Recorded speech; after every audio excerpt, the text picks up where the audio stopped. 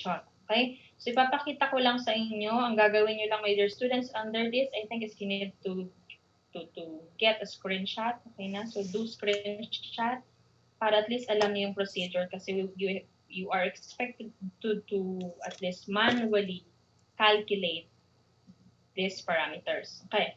So, number 1, perform at least 30 analysis on the control zero. This should be done daily for each determination until 30 observed values are obtained. Record all values. So in the clinical chemistry laboratory, before you are going to run patient samples, it is expected that you have to run quality control first.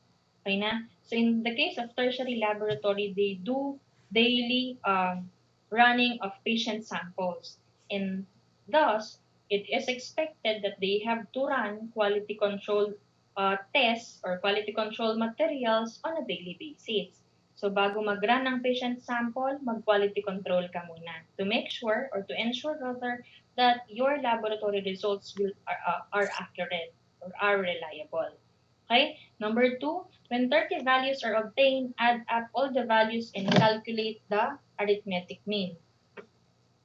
Okay, so sabi niya dito, this meeting will end in 10 minutes. So pag nag-end po ito, pasok ulit tayo using the same link. Okay? So when 30 values are obtained, add up all the values and calculate the arithmetic mean. So mean is equal to the summation of x over n. Number 3, take the difference between the mean and each of the observed values. Okay? Number 4, square the difference of each, so x minus mean squared. And then number 5, total the differences squared. Okay, you have to add the results that you get from the squared difference of mean from the observed values. And number 6, divide this by 1 less than the total number of observed values and take the square root. So you're going to calculate for the standard deviation. So I'm going to give you an example. So meron pa tayong oras. We have here an example. Fasting glucose values are analyzed for 8 consecutive days. Results in milligrams per deciliter are obtained are as follows. Okay na? So results in milligram per deciliter obtained are as follows. So 88, 85, 88, 78, 97, 90, 94, 92, and 90.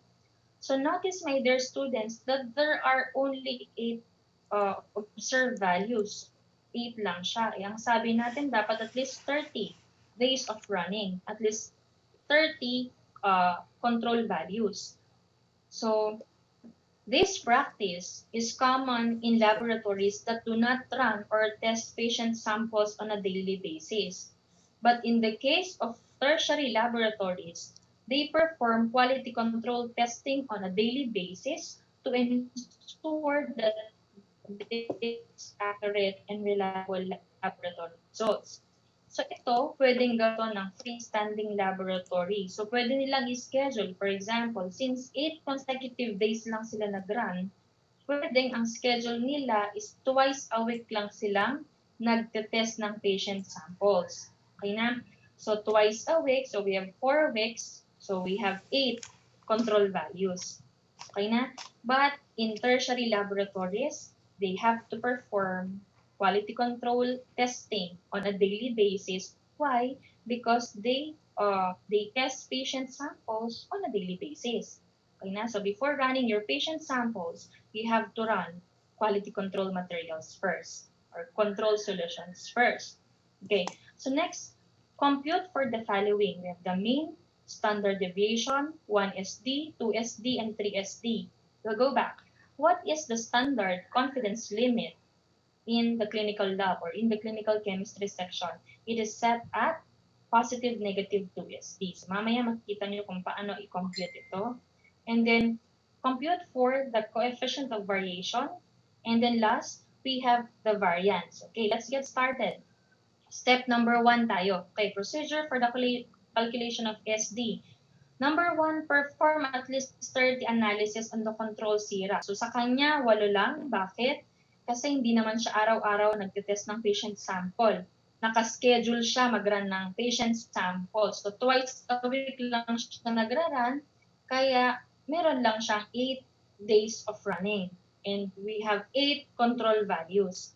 Okay, so i-tabulate natin. So ilagay natin sa table. Days of running, we have 1 to 8 kasi 8 days lang siya.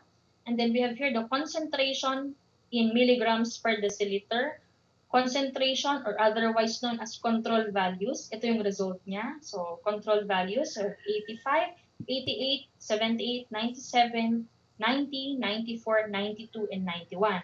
So okay na, naka-plot na tayo. Next, step number 2. When the values are obtained, add up all the values and calculate the arithmetic mean. So madali lang para sa inyo. You're just going to add the control values that you have obtained from day 1 to day 8. So 85 plus 88 plus 78 plus 97 plus 90 plus 94 plus 92 plus 90. You'll get a sum of 714. Ang sabi niya, you get the mean. So 714 divided by the number of observed values kasi 8 days lang siya nag-run. Okay na? So divided by 8, your mean is 89.25. Okay? Next, step number 3. Okay. For step number 3, take the difference between the mean and each of the observed values. So, dito yung mean natin, na-compute natin kanina. Paano natin nakuha? In-add natin ito, divided by 8, we get or we obtain 89.25. So now, we are going to take the difference between the mean and the observed values. Ano po yung observed values? Yung result mo, okay na, yung control value mo per day. So in day 1, 85, day 2, 88. So how are we going to do this? So mean is 89.25 and these are your observed values or control values. So ang gagawin natin would be 85 minus 89.25, you'll get 4.25. Okay? Okay, wait lang. So 85 minus 89.25, you'll get 4.25. In number 2, 88 minus 89.25, we'll get 1.25. 78 minus 89.25, we'll get 11.25 until you reach day 8. Ganun din. So day 8, 90 minus 89.25 is 0.75. Okay? You just have to disregard the negative or positive sign or values while you're going to square it later on, thus eliminating the positive or negative values. Okay, or signs rather.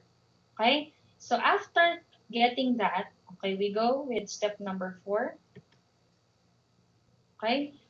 Square the difference of each. Okay? So square the difference of each. So ang gagawin natin is yung sagot mo dito, you're going to square. Square it. Okay na? So 4.25 squared is 18.0625. 1.25 squared is 1.5625. In getting this, my dear students, you have to copy the entire digit. Okay na? The entire answer, rather. Okay? So, 11.25 squared is 126.5625. 7.75 squared is 60.0625.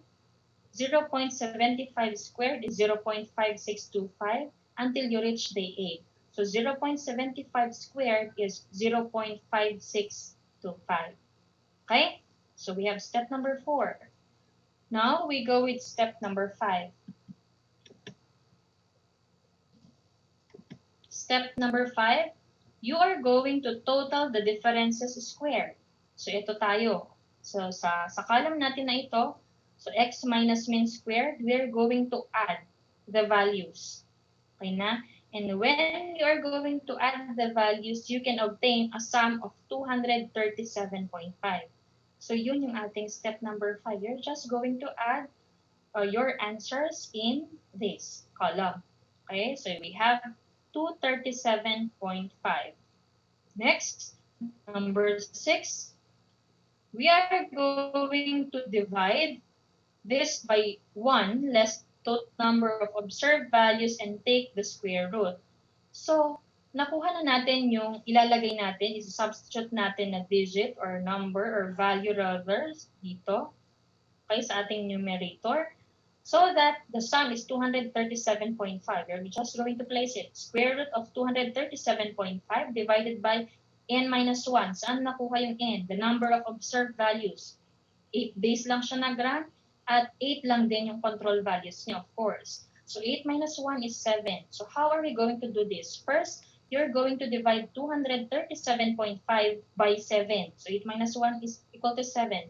So the answer is 33.92857.143. Again, my dear students, kung ano yung makukuha nyong sagot dito, okay na, the quotient should be copied entirely. Okay na, so ibig sabihin, kompleto dapat. Huwag muna kayong mag-round up. Okay? Next, so after getting the answer, okay na, of course, we're going to divide 237.5 by 7. The answer is 33.92857.143. You're going to square the answer, and the standard deviation is positive negative 5.81. Okay na? So the standard deviation is positive negative 5.81. Okay? So my dear students, I need to end this. Magsha-shutdown siya. Please